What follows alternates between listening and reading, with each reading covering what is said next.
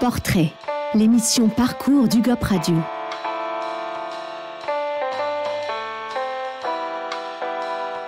Bonjour à tous et bienvenue sur UGOP Radio, la radio du 12. Aujourd'hui, dans notre émission Portrait, on reçoit Florent Bois. Bonjour Florent. Enchanté. Merci beaucoup de venir au micro d'UGOP Radio, que tu connais très bien. On va pouvoir en parler pendant cette émission. Et le but, on va revenir sur ton parcours en tant que professionnel du monde de la musique, etc. Sur tout ce que tu as pu faire, sur tout ce que tu aimerais faire. Et puis, go, c'est parti. Allez. Déjà, pour qu'on rentre un peu dans ton univers, parle-nous du petit Florent. Ses rêves, comment est né son intérêt pour la musique, tout ça. Petit Florent, fils unique déjà. Donc, il y a personne, on va dire, j'ai pas de grands frères ou de potes autour de moi qui vont me faire forcément tout de suite découvrir le rap. En tout cas, j'ai pas été initié comme ça, tu vois. Mes parents écoutaient beaucoup de chansons françaises à texte et beaucoup de rock. Donc ça a été plus ma culture jusqu'à l'âge de 11-12 ans. Et puis après, le gros choc, moi, c'est 96-97. En 96 sort le premier album d'Akhenaton, le rappeur solo d'IAM, avec l'énorme tube Bad Boys de Marseille où je découvre la Funky Family. En 97 sort l'album d'IAM, L'école du micro d'argent, qui vendra des millions. Donc voilà, qui est vraiment un gros album. Je sais que les générations maintenant identifient moins IAM comme quelque chose de gros, alors que c'est énormissime. IAM, c'est énormissime. Certaines personnes comme Kerry James ou Medine ou Lino ou d'autres ont bizarrement plus traversé le temps que ce groupe-là. Mais IAM, c'est comme NTM, tu vois. Aujourd'hui, il y a des jeunes qui pensent que Joey Starr est un acteur de mauvaise série, alors que c'était un rappeur, pas forcément un rappeur incroyable, en tout cas un rappeur évidemment qui a marqué de fou son époque.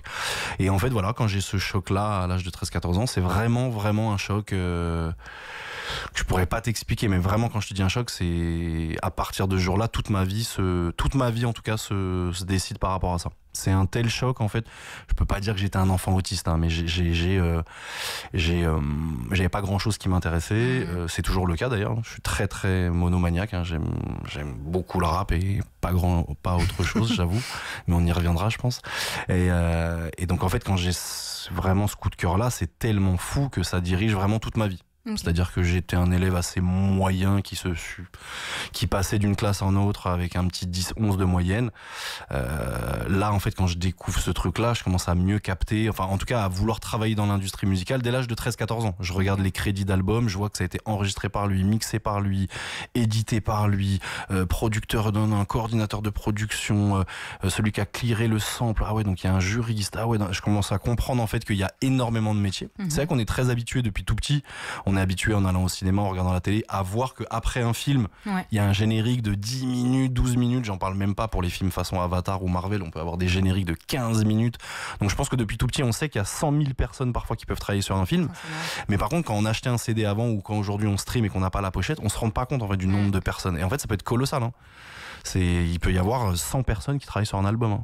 Je te parle de tout le monde, entre le graphiste qui a fait la pochette, celui qui bosse sur le concert, le styliste, les clippers, enfin en tout cas la réussite d'un album qui sort avec les 3 clips qui sortent au même moment de la sortie et compagnie, il y a peut-être 100-150 personnes qui travaillent derrière. Donc moi je découvre ça assez tôt et donc très vite j'ai un déclic et même je deviens plutôt bon à l'école, enfin en tout cas très vite je me dis allez hop, je fais un bac L, communication, des études de com, donc j'ai un bac plus 3, j'ai un IUT en communication des entreprises et après j'ai une licence professionnelle en communication, marketing, nouvelles technologies on va dire. Ouais, donc ça te motive de ouf en fait. Ouais, de fou. Je savais que je voulais travailler dans l'industrie musicale. Je savais que ça servait à rien d'avoir un bac plus 8, un bac plus 5. Je pense qu'avec un bac plus 2, bac plus 3. Alors c'est moins le cas aujourd'hui. C'est vrai qu'aujourd'hui, ces 15 dernières années se sont montées tellement d'écoles et se sont tellement plus professionnalisées que selon le métier que tu vas choisir en maison de disque, t'as intérêt à avoir fait des études supérieures. Mais sinon, si t'es plus sur le terrain ou si t'as plus un délire un peu manager ou autre, y a rien de mieux que le terrain. Le terrain. Ça remplacera tous les diplômes. Très sincèrement. En parlant de terrain, il y a un moment où tu t'es dit, avant même de passer ton bac, je vais aller frapper à la porte de UGOP à l'ancienne. Déjà, comment ça se passe ton arrivée? Parce que visiblement, ça a marqué des gens chez UGOP. Et qu'est-ce que tu as en tête à ce moment-là? Donc oui, bah écoute, non, c'est vrai, hein, c'est moi très vite du coup, comme je disais, le rap français est devenu une telle passion que voilà, c'est vraiment une passion où le moindre sticker qui est collé dans la rue, je regarde les noms de labels. Ok, donc eux ils sont chez signé chez Night and Day en distrib, lui il a un deal chez Vagram. Ok, lui il signe au Secteur A. Vraiment, en fait, j'étais vraiment passionné de ce truc-là, comme beaucoup de gens aiment le foot, presque plus pour le côté débat après le match, ou aiment le mercato, aiment discuter du transfert à je sais pas combien de millions, alors que des fois ils regardent pas forcément du foot, mais ils aiment l'univers du foot. Et en fait, sur un coup de tête, moi il y avait Oswald qui est qui est le boss du GOP, et effectivement du GOP avait un groupe à l'époque, était producteur, manager, éditeur, artiste, et il avait sorti un album avec son groupe qui s'appelait Perle Noire. J'ai compris aussi qu'il produisait certains artistes énigmatiques, Lacta 2, voilà. Donc quand j'ai commencé à comprendre tout ça, moi j'avais que 14-15 ans. Mais sur un coup de... Je me suis dit, je pense que le bagou, ça paye dans la vie.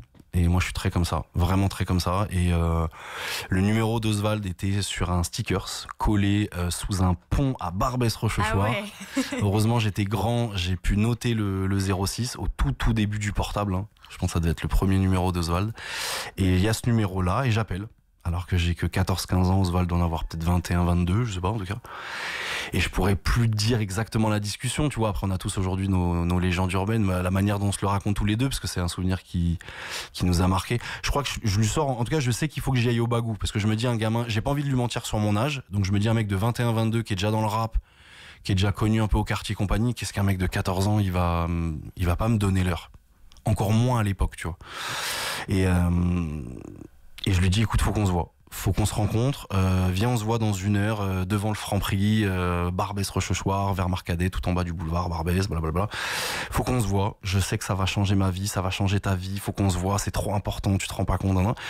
Et Oswald a quand même le courage de me dire oui, et donc 1 heure après on se retrouve devant ce Franprix de Marcadet-Poissonnier qui existe toujours. Et puis là il voit un gamin de certes de 14 ans, sauf que moi j'ai ma croissance de fou entre 12-13 ans, donc à 14 ans je fais déjà 1m90. Tout le monde croit que j'ai 18-19 ans, donc ça passe. Il se rend compte qu'il a pas un gamin en face de lui, que j'ai déjà de la jugeote, tout. Enfin, tu vois, je rentre en seconde, je suis déjà un peu au taquet, j'écris bien. Et voilà, et très vite, il me prend sous son aile. En tout cas, on a un coup de cœur humain mutuel.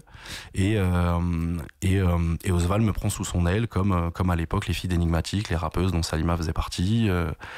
Et Oswald a une sorte d'arche de Noé comme ça, avec plein de gens. Et c'est hyper positif parce que ça fait très Benetton, un peu discours à 2 balles, ce que je veux dire, mais il y avait des femmes, il y avait des hommes, il y avait des blancs, il y avait des renois, il y avait des rebeux, il y avait des tismés, il y avait des plus jeunes, des plus âgés, des musulmans, des chrétiens, voilà. C'est très cliché ce que je dis, mais c'était frais.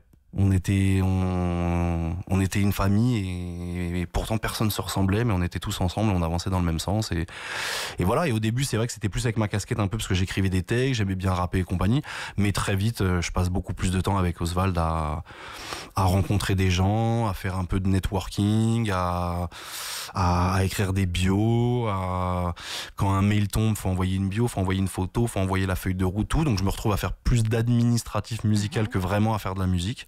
Et donc petit à petit je glisse, Oswald me forme de mes 14 ans, 15 ans, 16 ans, 17 ans, puis le jour quasiment je crois presque le jour de mon anniversaire pour mes 18 ans, on change un peu les papiers de l'asso et je rentre au sein de l'asso et je rejoins officiellement UGOP, même je crois l'association, l'association elle a été hébergée chez moi pendant quelques années et voilà, donc on est devenus tous les deux des label managers et voilà, mais c'est une aventure qui est la clé de voûte peut-être de tout ce qui s'est passé pour moi après. Parce que même si ces 20 dernières années, j'ai fait des très belles choses, je pense que si de mes 20 à de mes 25 ans, j'allais dire impressionné, non, c'est un grand mot, mais si j'ai tapé dans l'œil, en tout cas, de certains adultes qui étaient déjà dans l'industrie depuis longtemps, c'est parce que je pense qu'il y avait beaucoup d'automatismes et beaucoup de choses que j'avais compris au contact d'Oswald et Salima, que normalement, tu mets 10-15 ans à comprendre. Grâce à eux, je sais ce que c'est un concert, un truc, une tournée, une répète, des backstage, des trucs, les coulisses, on fait les balances, le micro, il me faut un earphone. Est-ce que j'ai montré, voilà, c'est vraiment en quelques années, je découvre les 300 mots de lexique qu'il faut pour être crédible, je rencontre énormément de gens de l'industrie grâce à Oswald. Et voilà. Et puis les années passent, on produit des artistes, on sort l'album d'Enigmatique, on sort une compilation, on sort Explicit 18, on sort Appelle-moi MC, on produit des gens, on coproduit le premier album d'Aki La Machine, de Stamina, de plein de gens. Voilà. Ça bosse dur. Ouais, ça bosse dur, grave. Concrètement, en tant que label manager, c'est quoi ton rôle ? Donner une direction au label, c'est-à-dire qu'en gros, nous, on manageait pas, on se considérait pas comme manager directement de tous ces artistes-là. Tous ces artistes-là faisaient partie d'une famille, de la famille Hugop, et donc du coup, nous, on manageait le label. Enfin, donc c'est-à-dire on avait trouvé des locaux, faut les trouver, on avait monté un studio, faut gérer des plannings entre les artistes. Toi, tu peux poser tel jour, on en est où ? L'autre, il veut un clip. Le clip, on le fait avec qui ? Voilà, c'était un peu coordonné et amener de l'organisation, le fameux nom du GOP, une goutte d'organisation, production. Exactement. À la base. Puisqu'on venait quasiment tous de Barbès ou de la Goutte d'Or, donc c'était le petit jeu de mots, une goutte d'organisation. On aime bien ce petit jeu de mots. Voilà. Comme tu l'as dit tout à l'heure, après tu as fait une formation du coup en marketing, communication, tout ça. Toi qui arrives du coup dans cette formation en ayant déjà l'expérience du terrain, on va dire, qu'est-ce que ça t'apporte ? Ça m'apporte d'autres choses parce que c'était des études, on va dire, de communication plus globale. Donc c'est des cours de communication écrite, communication orale, plein de choses que j'ai pas, qui m'ont aidé après dans mon côté rap, mais c'était quand même très différent. Mais c'est vrai que la communication change tous les 5 ans avec tout simplement les moyens de communication. C'est un peu comme la musique. On a les vinyles, on passe aux cassettes. Après les cassettes, on a le CD. Puis après le CD, on a mini, et ainsi de suite. Donc là, c'est un peu pareil. On va dire que la technologie, la communication est chamboulée tous les 5, 8 ans, 10 ans parce que, en fait, la communication, c'est aussi utiliser des moyens de communication. Et les moyens de communication ont tellement changé que moi, j'ai beau avoir une licence marketing soi-disant de nouvelles technologies. Les nouvelles technologies de 2002, c'est de faire un SMS, de s'inscrire à une newsletter, d'aller sur la homepage de m6.fr, être clip du jour sur MSN. Ça, c'était l'énorme truc, vous vous rendez pas compte, mais à l'époque, effectivement, pour ceux qui se rappellent, donc on discutait l'ancêtre de Messenger de Facebook, c'était un MSN. MSN, c'est d'un seul coup, je sais pas moi, peut-être 10 millions de Français qui tous les jours se connectent le matin, ils sont au travail, mais ils discutent avec des amis à côté. Donc être en homepage d'MSN, être le clip du jour sur MSN, c'est d'une force de frappe qui est inimaginable. Okay. Inimaginable, vraiment, on se rend pas compte. Donc voilà, donc ça m'a aidé, oui et non. J'aurais du mal à répondre à ta question. Désolé, à chaque fois je suis un petit peu bavard, hein, mais ça m'a aidé. On va dire que les études m'ont aidé à mieux travailler mon écrit en fait. C'est vrai que Oswald appréciait beaucoup ça chez moi. J'adore écrire. J'adore écrire des mails, mettre des tonnes de pièces jointes, le dossier. J'espère que et tu trouveras. Enfin voilà, bizarrement ça me passionnait. Donc mes études m'ont quand même bien appris à... Oui, non, ça t'apporte quand même beaucoup. Sur cette partie-là, ouais, grave. Et puis c'est aussi la période, si j'ai bien compris, où tu commences à faire des stages. Et tu commences à faire des stages dans quand même des acteurs hyper importants du monde de la musique, comme Universal, Warner, tout ça. Exactement. Comment ça se passe quand on est, entre guillemets, un petit jeune et qu'on arrive dans un monde avec des gros artistes qui bossent pour des grosses boîtes comme ça et tout ?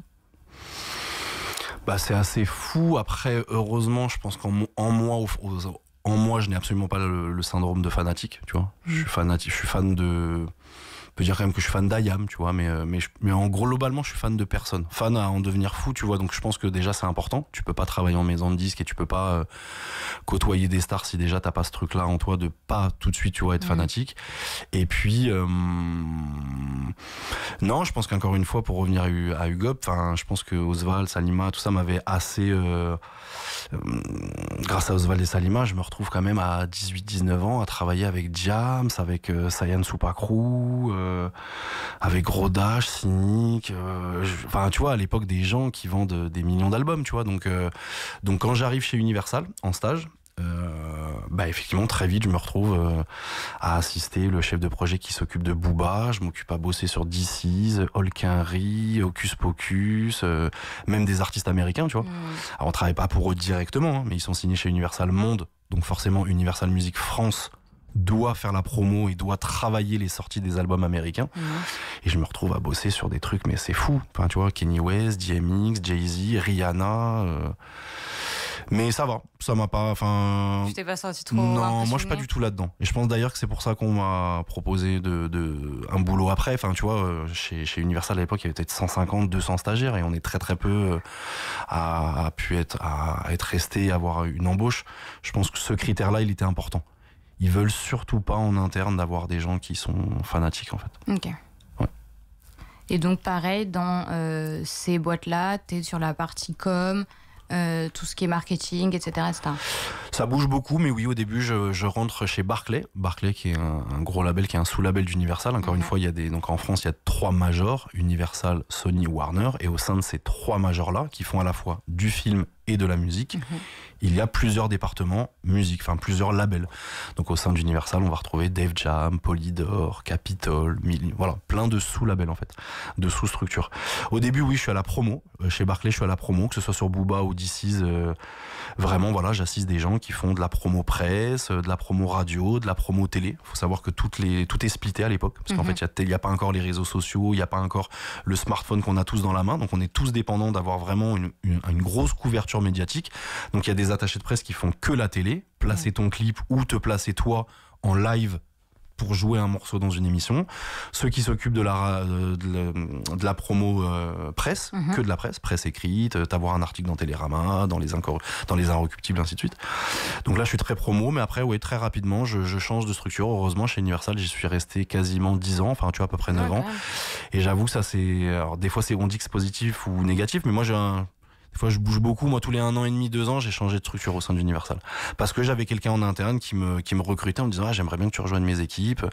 Donc ensuite, je me suis retrouvé chez ULM Mercury à faire du Nesbill, du Vita, du Hocus Pocus, du Holkinry, des gens comme ça. Où là, j'étais plutôt sur la partie marketing. Où là, vraiment, t'es plus sur le marketing. Tu te prends la tête en amont, c'est pas la promo où là l'album il est fini, là t'es le marketing, tu prépares les partenaires en amont, quand est-ce qu'on va sortir, tiens au moment où on sortira est-ce qu'on fera tant de clips, 3 mois avant la sortie est-ce qu'on fait un premier clip ou est-ce qu'on sort l'album comme ça et on sort les clips après, voilà, c'est toute la stratégie. Et ensuite la crise du disque arrive, hein, parce qu'encore une fois on se parle de mes années d'Universal, c'est de 2004 à 2013, donc sur mes fins d'année là on a une grosse crise du disque qui arrive et du coup je me dis tiens il est temps d'aller plutôt dans le département business, marque, qu'on appelait un peu brands, les others, on nous appelait les autres, parce que Universal a toujours été très très très fort là-dessus. En tout cas, Universal est aujourd'hui la major numéro 1 et ça depuis quasiment tout le temps, parce que justement ils ont pris beaucoup d'avance sur les autres métiers. Voilà. C'est-à-dire les autres métiers, c'est le merchandising, les éditions, racheter des salles de concert, monter une cellule de management, monter une agence interne qui va travailler avec les marques. Voilà. Il y avait je sais pas combien de sous-métiers au sein d'Universal et moi j'ai eu grave envie de découvrir toute cette partie-là. Donc mes dernières années, j'ai plus été au contact des marques, de l'image, de tout. Et beaucoup au niveau de l'image. On était sur le début des réseaux sociaux, donc il fallait de plus en plus de making-of, de lyrics vidéo, d'annonces, de track listing, d'albums, en motion design, je sais pas quoi. Et il y avait un tel besoin en vidéo que moi j'ai passé beaucoup moins de temps finalement à discuter musique, mais plus à discuter vidéo. Et c'est ce qui fait que depuis 10 ans, je suis quand même beaucoup plus sur la partie vidéo. Toujours dans le rap et toujours dans la musique, hein. Je fais quasiment pas de vidéo en dehors du rap, mais toujours dans la vidéo, tellement j'ai pris une claque, je reconnais. Et c'est pas trop dur justement de t'éloigner de cet aspect musique que tu faisais au début ? Non, parce qu'encore une fois, comme je te dis, ouais, à quelques très très très rares exceptions près, je ne fais des prestats que dans la musique. Okay. Vraiment, tu vois. Ça te permet de rester. Genre là, demain et après-demain, je vais travailler pour Spotify sur Mars Attack, qui est un énorme festival à Marseille. Donc, tu te retrouves à filmer Hamza, la Funky Family. Enfin, certes, tu fais de la vidéo, mais je suis dans la musique, tu vois. J'ai jamais fait de vidéo pour un restaurant, un mariage ou des choses comme ça, tu vois. Je me suis tout de suite spécialisé uniquement dans les vidéos dédiées à la musique. Justement, tu nous parles donc de 2013, la crise du disque, tu commences à te tourner vers autre chose. Et en 2013 aussi, donc tu fondes Various Artists, c'est bien ça ? Ouais, 2013. exactement. Tu te focalises du coup sur la production audiovisuelle. Quel est le projet ? Le projet, après Various Artists, c'est de me rendre compte que sur mes dernières années d'Universal, je me rends compte qu'il y a de moins en moins de signatures en artistes, mais de plus en plus soit de licences, soit de distrib émaliorés, et que je me rends compte qu'en fait les budgets clips vont être beaucoup. Enfin, en tout cas, quand tu signes chez Universal, ce qui paraît très logique, c'est pas un salarié d'Universal qui est au 2e étage, qui s'appelle Julien ou Martin ou Florent, qui va réaliser ton clip. L'artiste qui vient de signer chez Universal comprend qu'il y a des salariés au sein d'Universal qui vont travailler avec lui la stratégie, le digital, les réseaux sociaux, enfin plein de métiers. Mais à un moment, un artiste, ça reste quand même un artiste, faut le mettre bien. Donc quand il signe en major, notamment chez Universal, il veut que sa pochette soit faite par Corilla, Fifou, David Delaplace. Enfin voilà, il veut un grand photographe. Pour son clip, il rêve d'avoir William Thomas, il rêve d'avoir Chris Macari, je ne sais qui. Donc en fait, je me rends compte qu'il y a des budgets à récupérer. C'est un peu dur de dire comme ça, mais c'est vrai, il y a des budgets à récupérer parce que les majors, en fait, vont donner 10 000 € à une boîte de prod ou 20 000 € à une boîte de prod pour réaliser un nouveau clip, une captation concert, un making-of, plein de trucs. Et moi, comme j'ai le feeling avec les artistes depuis des années et que je me suis spécialisé dans la vidéo, je me suis dit, tiens, je vais me spécialiser là-dedans. Et puis la chance que j'ai eue, c'est que chez Universal, il y a aussi beaucoup de gens qui bougent, hein, des gens qui vont se retrouver chez Red Bull, chez Coca-Cola, chez TF1, chez Nike, enfin tu vois, il y a beaucoup de mouvements, on va dire, parce que je pense que quand tu travailles dans la musique, tu intéresses beaucoup d'autres entreprises, bizarrement.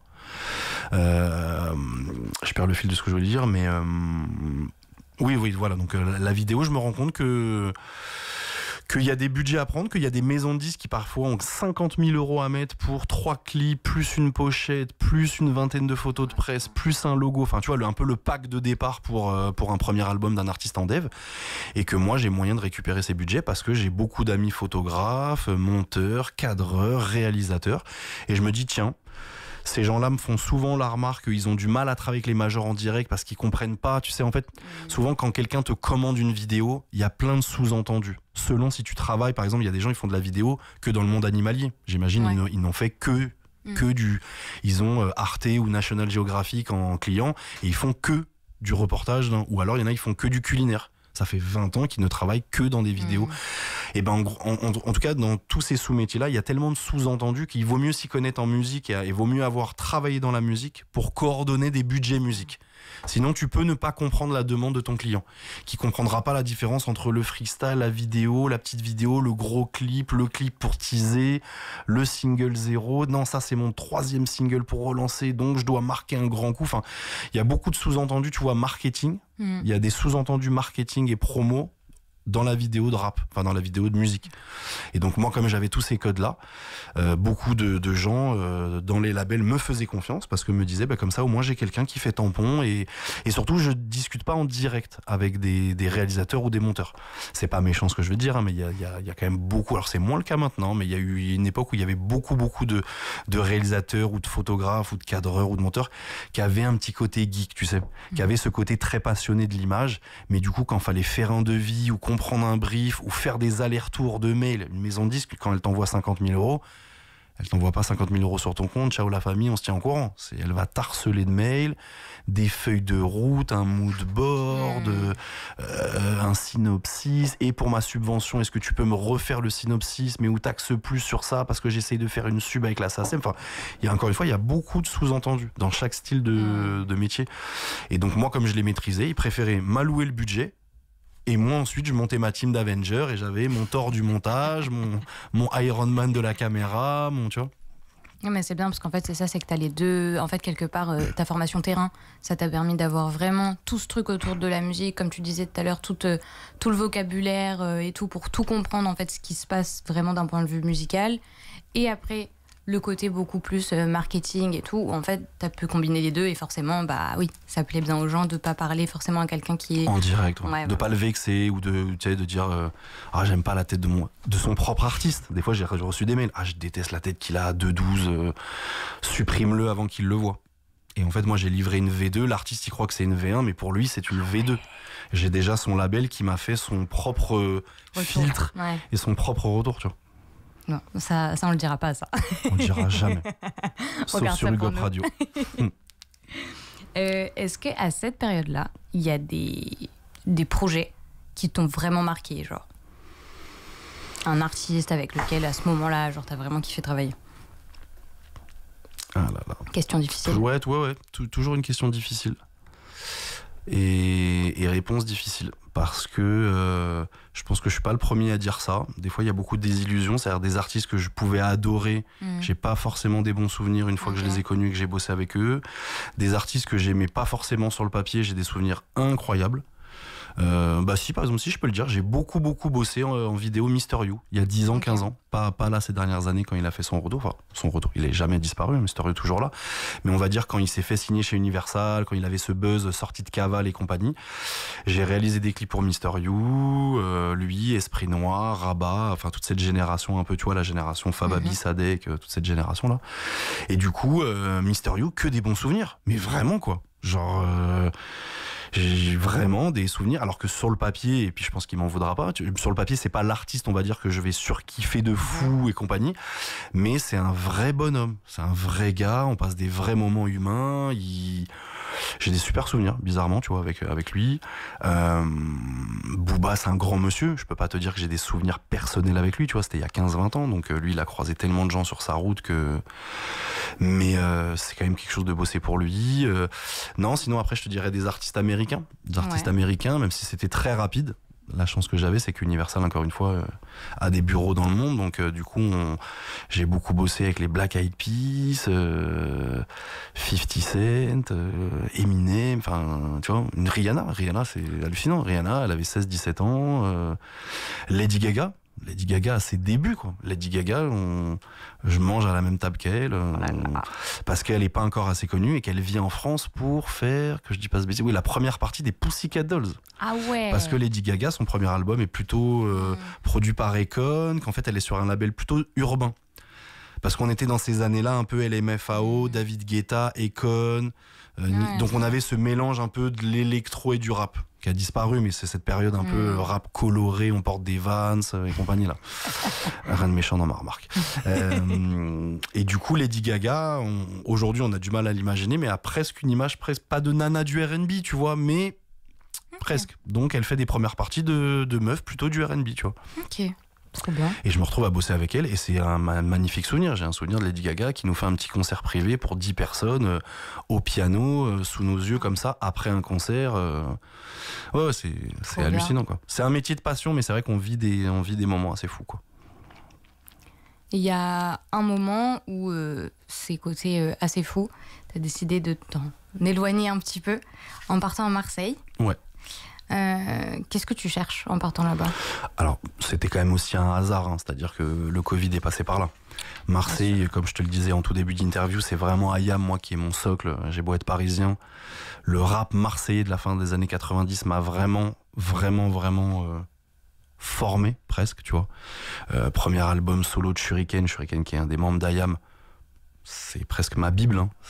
J'espère ne pas blasphémer, mais pour moi, le rap, c'est presque ma religion. Tu vois, moi je crois pas en Dieu, tu vois, mais en tout cas le rap pour moi est ma religion et j'en écoute tous les jours, j'en ai besoin tous les jours pour aller bien, tu vois. Et du coup, attends, je perds le fil, je suis désolé. C'est pas grave. C'est plus. Oui, non, excuse-moi, pour revenir sur Marseille. Non, c'est passé. Donc le Covid, en tout cas, est passé par là. Tu vois, c'était plus à un moment, je m'étais toujours dit, voilà, c'est ça, je reconnecte à Marseille. Je m'étais toujours dit que j'avais envie de vivre à Marseille, tu vois, pour être au contact de cette ville qui m'a vraiment bercé. Il faut se remettre dans le contexte. À la fin des années 90 et au début des années 2000, les films Taxi, c'était quand même énorme. C'est-à-dire aujourd'hui, on est très habitué à voir des films d'action ou sur la banlieue, enfin tu vois, c'est banal. Aujourd'hui il y a un Bac Nord qui sort ou un nouveau film de cité, on va pas dire c'est incroyable, on est habitué. Il y a 20 ans, je te garantis qu'avant Taxi 1 sorte et La Haine, ça n'existe pas. Un film d'action français où t'as des Kaira face à la police, et la BO c'est du rap et compagnie. Avant Ma Cité va craquer, La Haine et Taxi, ça n'existe pas. Donc tu vois, avant 95, 96, donc c'est vrai qu'Ayam, Taxi, qui se passe forcément sur Marseille, en tout cas tous les premiers épisodes, c'est des BO 100% rap marseillais, où je découvre Chien de Paille, Dave Bond, Carré Rouge, Faflarage et ça. Et je me passionne de Marseille, donc au fond de moi, j'ai toujours envie d'y vivre, mais je suis rattrapé par métro, boulot, dodo, qui fait que tu prends pas la décision comme ça de tout arrêter. Mais quand le Covid arrive, je me dis, bon, là, je commence un peu à tourner en rond. J'ai 35 ans passés, peut-être qu'il serait temps d'aller dans une autre ville, pas repartir de zéro, mais malgré tout, puis malgré tout le CV que je viens de déballer, des Florent Boix, en fait, rien qu'en Ile-de-France, il y en a 200, il y en a 1000, tu vois. Très sincèrement, tu vois. Des collègues qui, tout comme moi, ont un très très beau parcours, ont bossé avec des stars et aujourd'hui ont monté leur agence. J'en connais au moins 1000 rien qu'en Ile-de-France. Donc à un moment, c'était pas la peur d'avoir 999 personnes en concurrence, mais je me suis dit, tiens, où est-ce que je pourrais redevenir un petit peu, pas unique, mais un peu avoir des skills qui intéressent de fou. Je me suis dit, tiens, j'ai une connaissance du rap marseillais qui est folle, vraiment folle, hein, tellement vraiment le rap marseillais, moi, m'a formé. Et du coup, je me suis dit, tiens, je pense que mon type de profil doit absolument pas exister à Marseille. Et au début, je me suis dit, tiens, est-ce qu'ils vont aimer les Parisiens et compagnie? Mais bon, moi, encore une fois, j'aime tellement le rap marseillais, ils le sentent très vite. Et j'ai des anecdotes et des CD qui disent, mais comment tu peux avoir ça? Mais comment tu peux connaître? Mais attends, mais comment tu peux avoir mon... Il y a des artistes, je leur ai refait découvrir des morceaux à eux. Et ouais. Parce qu'on se parle d'une époque où on sort des mixtapes. Comme son nom l'indique, une tape, c'est une cassette. Donc c'est une cassette audio. À l'époque, les artistes participent à des mixtapes très régulièrement. Tous les 3-4 jours, ils vont lâcher un 16 mesures à lui, un 12 mesures à lui, un refrain à lui, un couplet à lui. Et en fait, quand la mixtape sort 1 an après, parfois, ou 6 mois après... il est pas venu récupérer son exemplaire, il a aucun souvenir de ce morceau et compagnie. Plein de trucs depuis, et puis lui, il est dans sa vie de tous les jours en fait. Il est dans sa vie de tous les jours. Il se dit, lui sur le moment, il se rend pas compte. Il se rend pas compte qu'il vient de poser un remix sur un morceau d'un gars qui est un riche, pas quoi. Et donc du coup, alors que moi non, moi je suis en mode collectionneur, son morceau, son truc, sa tape, son freestyle que j'ai enregistré à la radio. Et donc du coup, il y a beaucoup de Marseillais. On a eu des gros coups de cœur comme ça. Et en tout cas, les Marseillais m'ont ouvert leurs portes en grand parce qu'ils ont compris que j'étais vraiment, vraiment, vraiment un passionné de rap marseillais. Peut-être presque plus que j'ai osé le dire. T'as osé le dire. Ouais, grave. C'est quoi ton morceau préféré de cette période-là? Tu nous dis, tu collectionnes des tapes et tout. T'en as retrouvé, tu leur as refait découvrir. Mon morceau préféré, je suis obligé de citer IAM, je pense. Alors je vais citer un titre où Akhenaton et Shuriken sont dessus, mais à la base c'est dans l'album solo de Shuriken. Le titre s'appelle Manifeste. Voilà, Manifeste de Shuriken feat Akhenaton. Mais si vous tapez IAM Manifeste, vous le trouverez aussi, bien évidemment. Énorme morceau, c'est la dernière piste du premier album solo de Shuriken Où je vis. Et je peux pas te le décrire, tu vois, c'est vraiment des phrases. Ça te parle? Ouais, ça me parle énormément. C'est des phrases, en fait, si tu veux, Shuriken et Akhenaton, ils ont eu des phrases qui ont été des mantras ou très très forts. Par exemple, à un moment, Shuriken, à un moment dans un morceau, il dit fais pas un flanc à ta mère pour une paire de bottes. En vrai, il parle d'une basket, tu vois, mais fais pas un flanc. Enfin, tu vois, en gros, pour les jeunes générations, fais pas un flanc à ta mère pour une paire de bottes. Ça veut dire ne casse pas les couilles à ta daronne pour une nouvelle paire de sneakers. Voilà ce que ça veut dire. Et en gros, moi, c'est très con, mais je te cite cette phrase-là, tu vois, pour que tu visualises. C'est qu'en fait, il y a des phrases comme ça importantes de vie où c'est vraiment les rappeurs qui me les ont amenées. C'est vraiment des phrases de, tu vois, des Kerry James, des Medine, des Lino d'Arsenic, IAM et ça, c'est vraiment des gens qui ont eu des phrases très très fortes, des phrases, tu vois, presque philosophiques.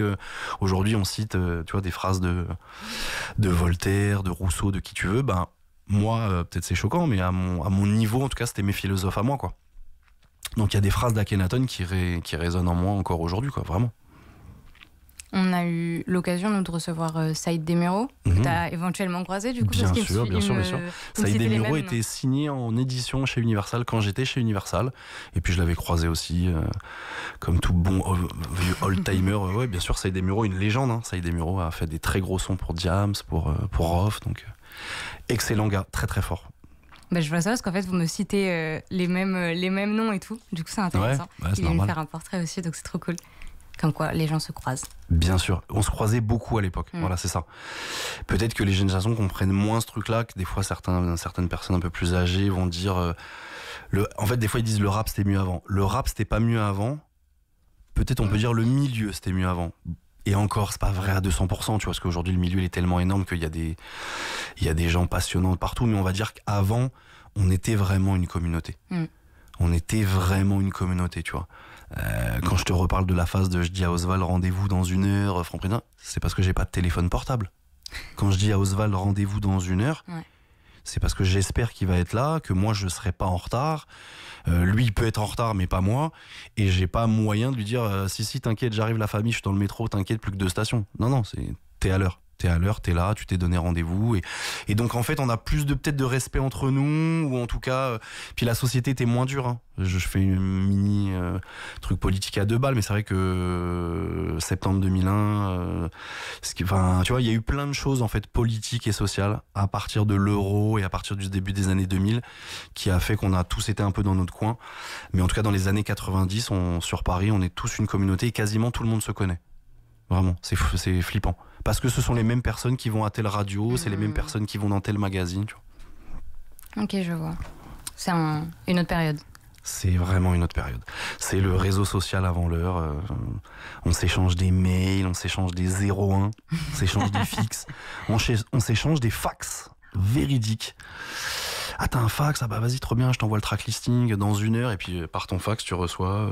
y a un mec qui t'envoie son track listing, qui t'envoie sa bio. Ah ouais, c'est hallucinant.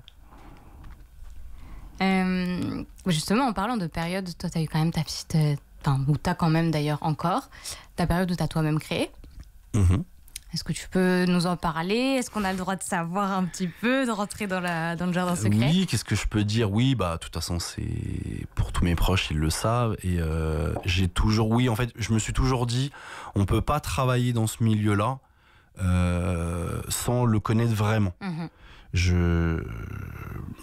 Je pense que c'est important dans plein de métiers. J'imagine que, j'y connais rien en foot, mais j'imagine qu'un arbitre ou... tu vois, quand tu rejoins un métier qui est tellement important, si tu ne connais pas ce que fait cette personne-là, je te dis pas de se faire les mêmes entraînements qu'Mbappé ou Ronaldo, et de se lever à 6 heures et faire 400 pompes, mais en tout cas, si tu n'as pas cette notion-là, donc j'ai écrit, j'ai rappé, j'ai fait des prods, j'ai voulu vraiment creuser. Et à tel point que j'ai fait quelques petites apparitions par là, mais c'est vraiment... Il n'y a pas grand monde qui le sait. J'ai aussi ghostwrité pour des rappeurs, voilà, parce que j'ai toujours adoré écrire. Et de temps en temps, j'étais en studio avec des artistes qui avaient soit la flemme, soit qui n'avaient pas l'inspi ce jour-là et qui avaient un temps de studio limité. Et moi, je lui disais, frérot, tu devrais dire ça, non, tu devrais dire ça. Sauf que moi, c'était pas juste tu devrais dire ça.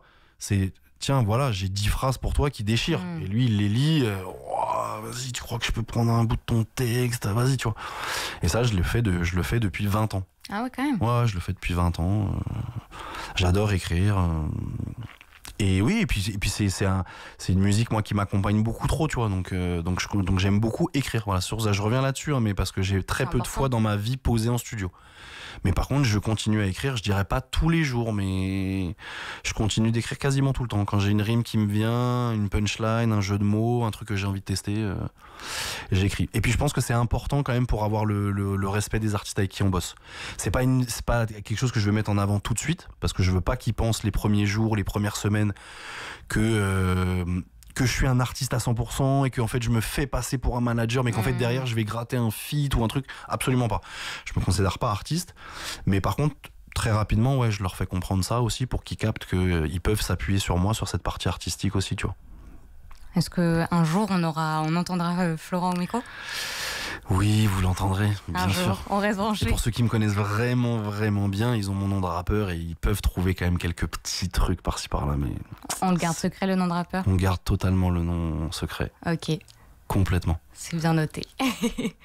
Avec ton expérience et ton parcours et tout, quel conseil tu donnerais à un jeune qui veut se lancer dans l'industrie de la musique actuelle? Comme tu l'as dit, ça a changé. Ouais, ça a tellement changé que ce serait dur. Mes conseils seraient compliqués de te répondre. Mes conseils, ce serait de travailler quand même beaucoup sa musique, son art. Mm-hmm. Donc moi, pour le coup, c'était sur une feuille de papier avec un stylo et un Walkman. Mais aujourd'hui, on a des moyens d'avoir des home studios pas chers, une carte son pas chère. Donc je dirais quand même de s'acheter un petit peu de matos pour être autonome à la maison. Je pense que c'est très important, tu vois. Pour bien connaître, en fait... ses forces, sa voix, je sais ce que c'est backer, je sais ce que c'est faire un ad-lib, je sais ce que c'est faire une ambiance, je sais ce que c'est le vocodeur. C'est-à-dire que même si on se considère, par exemple, si on est un kicker et qu'on se considère que kicker, c'est quand même bien de tester, de voir ce que c'est la vibe d'un autotune, enfin voilà, maîtriser. Donc je dirais avoir du matos en interne, je pense que c'est très important. Et deuxièmement, s'intéresser au business un peu, quand même. Ouais, quand même. Je pense qu'aujourd'hui, si on s'intéresse pas au business, Même si j'ai moi l'impression, je comprends toujours pas comment certains artistes peuvent se faire carotte ou des coups. Enfin, tu vois, quand je vois des interviews de Kobalade qui dit ah bah moi on m'a pris ça, bah j'ai pas touché 1 million sur mon premier album. Moi je tombe par terre. Je me dis mais c'est impossible, tu vois. Donc, mais ça arrive encore tous les jours parce que beaucoup de jeunes veulent tellement avoir que la partie fame et musique que la partie back-office administratif, ils s'intéressent pas du tout à ça, alors que c'est primordial. Mais vraiment, mais primordial. Il y a des artistes, ils ont 20 ans de carrière, ils ont eu des petites périodes un peu de traversée du désert ou autre, mais parce que ils s'y connaissaient en subvention, en aide, ils savent ce que c'est les droits voisins, ils savent que là, ils peuvent signer et pas demander d'avance, mais une aide, enfin, tu vois, de bien comprendre son écosystème, pour moi, ça peut te faire perdurer bien plus longtemps. Et je pense que vraiment connaître le biz, c'est important. Surtout qu'aujourd'hui, beaucoup d'artistes montent leur label et pensent être indépendants vite et compagnie, parce qu'effectivement, Jul a monté son Doré de Platine, Nekfeu a monté son Senzu Record, SCH a monté son Maison Baron Rouge, et tout le monde pense qu'il peut avoir son petit Maison Baron Rouge à la maison. Mais non, enfin, faut pas rêver, Ça demande du travail. Ça demande énormément de travail en interne, en fait. Il y aura toujours une maison de disques qui fera la distrib ou qui sera pluguée dans la boucle pour en fait faire le taf vraiment. Parce que c'est beaucoup trop de sous-métiers, tu vois. On se rend pas compte, hein. Chez Universal, je pense qu'il y a peut-être 50 métiers différents. Hein. Putain. Et ouais, 50 métiers différents. Avec du coup tout ce que tu as fait, notamment en métiers différents et tout, parce qu'en fait, tu as bougé là, etc. Est-ce qu'il y a encore quelque chose que tu aimerais accomplir ? Un truc différent, un artiste avec lequel tu aimerais bosser, un truc qui n'a rien à voir avec la musique même ? Ça, c'est compliqué. Peut-être l'image. Dans l'image, c'est vrai que ça fait trop d'années que des fois je suis coordinateur de prod, directeur de production, ou c'est moi qui manageais le clipper, donc c'est moi qui lui ai le plan. Ça y est, depuis quelques semaines, moi, ça s'est plus débloqué. En vrai, je réalisais déjà des clips il y a longtemps. Il y a déjà 10 ans, j'ai réalisé des clips, comme je te le disais. Il y a de ça 7-8 ans, je faisais des clips pour d'autres artistes, Black Kent, j'en passais des meilleurs. Mais là, maintenant, j'ai envie de me mettre à la réalisation. Okay. En fait, je comprends que avec un bon monteur, un bon chef-op, un steadicammer, un mec au drone qui est très fort, un étalonneur, un typographe qui va me faire une typo incroyable pour le titre au début. Enfin voilà, je me dis que maintenant j'ai envie de remettre les mains pas dans le cambouis, tu vois, mais voilà, je sais pas si c'est le début de la quarantaine, mais tu sais, ouais, tu fonctionnes beaucoup en cycle aussi dans la musique. Tous les 10 ans, tu te remets un peu en question, et voilà, là je vais vers mes 41, et donc il y a quelques mois, quand j'ai eu 40 ans, je me suis dit, tiens, j'ai envie de reprendre les instrus, j'ai envie de reprendre faire du clip, et donc tenir la caméra. J'ai envie de reprendre plein de choses. Donc je suis dans un nouveau cycle là. Et côté perso, qu'est-ce qu'on peut te souhaiter ? Côté perso, pareil, c'est toujours très compliqué. Un métier de passion fait que tu t'oublies beaucoup, hein, tu vois, sans rentrer dans les détails. Pas marié, pas d'enfant, parce que la vie passe, parce que la vie va vite, parce que j'aurais pu à un certain moment, mais j'en avais pas envie, ou parce que le professionnel a toujours été plus important, presque une vie de famille ou une vie amoureuse. C'est triste à dire, tu vois, mais donc du coup, c'est compliqué. Donc en perso, ça vient petit à petit, tu vois, Pourquoi pas des enfants plus tard, on verra. Mais... Puis garder ton amour pour la musique, parce que c'est quand même une belle histoire. Ouais, je te jure, moi c'est ma plus belle histoire. Bah voilà. En vrai, je pense que c'est important d'avoir une passion, parce que même si des fois il y a des mois compliqués, je me lève tous les jours depuis l'âge de 15 ans en me disant que le rap va me faire vivre émotionnellement, financièrement, humainement, tout. Et je pense qu'il n'y a rien de mieux que ça. Vraiment, il n'y a rien de mieux, quoi. J'aurais pu avoir une carrière plus business, tu vois. À une époque, je pense que si certaines personnes me disent c'est trop bête, que t'aurais dû rester peut-être plus longtemps en major, aujourd'hui tu serais à la tête d'un label, tout. Mais je pense que tu te mets dans beaucoup d'emmerdes, dans beaucoup de pression politique, tu vois. La musique, c'est aussi ça. C'est beaucoup de lobbying.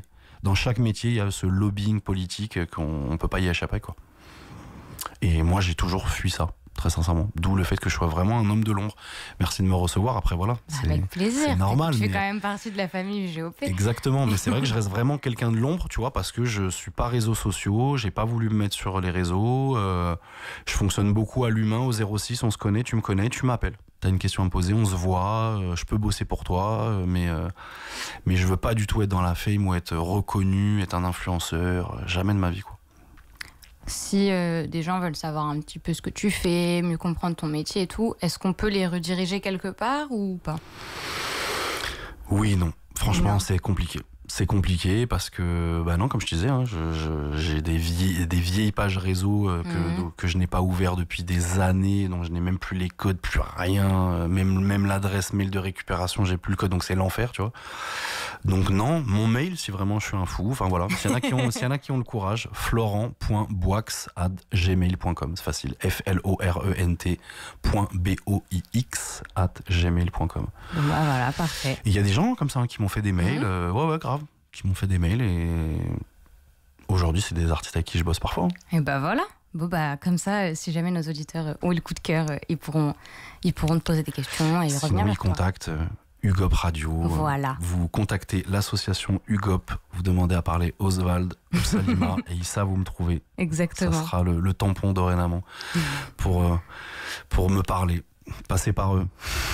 Merci beaucoup Florent d'être venu au micro. Merci Angéline, c'était un plaisir. C'était trop cool de partager. Et merci à toute l'équipe. Exactement, merci à toute l'équipe. Merci à la régie, merci à tous les invités. Ils sont très nombreux en régie à avoir voulu écouter ton émission. Voilà, ils se bousculent en régie. Elle est petite et il y a du monde. À tous. Merci à tout le travail qui est fait pour les vidéos, pour les monter, pour les enregistrer, pour les diffuser. Merci à toi d'être venu. Merci également aux auditeurs du GOP Radio d'être toujours aussi nombreux. N'hésitez pas à aller voir nos autres émissions, à nous rejoindre sur les réseaux sociaux et à très bientôt sur GOP Radio, la radio du 12. Portrait, l'émission Parcours du GOP Radio.